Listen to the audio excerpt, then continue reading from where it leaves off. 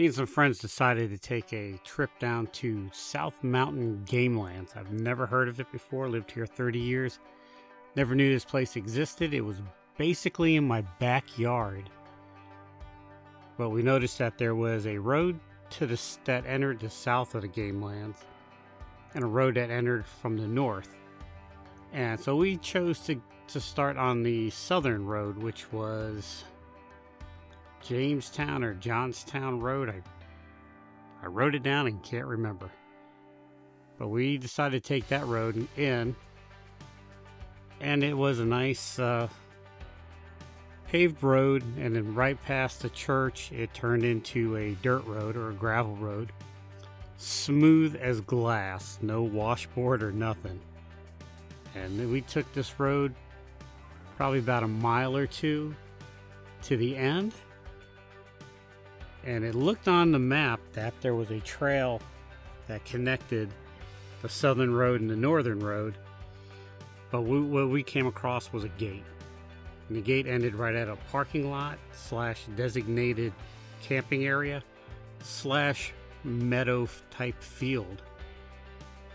So we backtracked back around, got back on 226, then went east on 64 and entered the Gamelands from the northern end on Roper Hollow Road, I believe it was.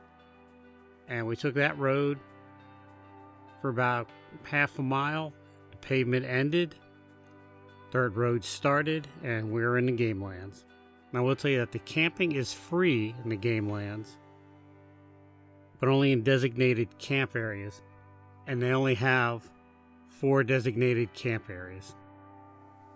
It turned into the smoothest glass gravel road. I've never been on dirt roads as smooth and nice as these. And when we meandered through, and there is a spider web of trails going through this place, but all the gates are closed. There's really no map or no information on them, so you don't know where they go, where they lead to. Some go up high, some go down low. Some is into private property, some's not. It's weird. I've never encountered anything like this. So we took this road down and we come across this intersection, and we decided to press on past through it. And then shortly after that, the trail was gated. So we backed up, backtracked 100 yards or so, and made the turn. It was on our right when we come in, so on our way out it was to the left. I couldn't tell you if it was east, north, south, east, or west.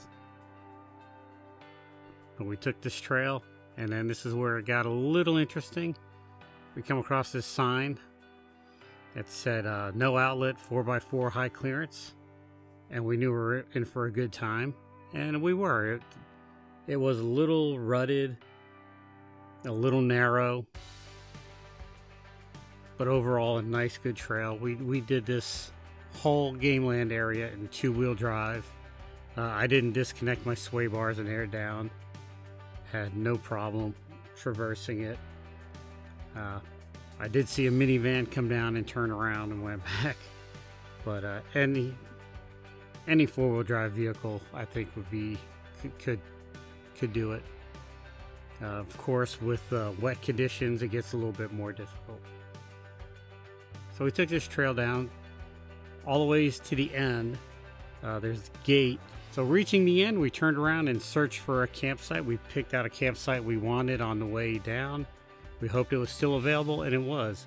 There was nobody in this place after dark. We were the only ones. Now, are you going to see some good sights in these Gamelands? Not when the foliage is up. Where we camped was kind of on a ridge, so we had a view both ways. But there was a lot of foliage, so you really couldn't see anything. In the winter, when all the leaves die, you might be able to see some good vistas. But if you're going there just to see some views, there's better places. If you have a stock 4x4 vehicle, you're going to get through it. I think probably even the Subaru crowd could go through this. But if you're expecting some nice views and some scenery, you're not going to see it. It's just a nice, pleasant drive through the woods. Definitely do it just to say you did it and see for yourself. Don't take my word for it. So go ahead and visit South Mountain Gamelands. You'll be glad you did. If you like what you see, hit the thumbs up. Don't like what you see, hit the thumbs down. Don't forget to subscribe and press that bell so I can know you when all this awesome content is available. And as always, thanks for watching.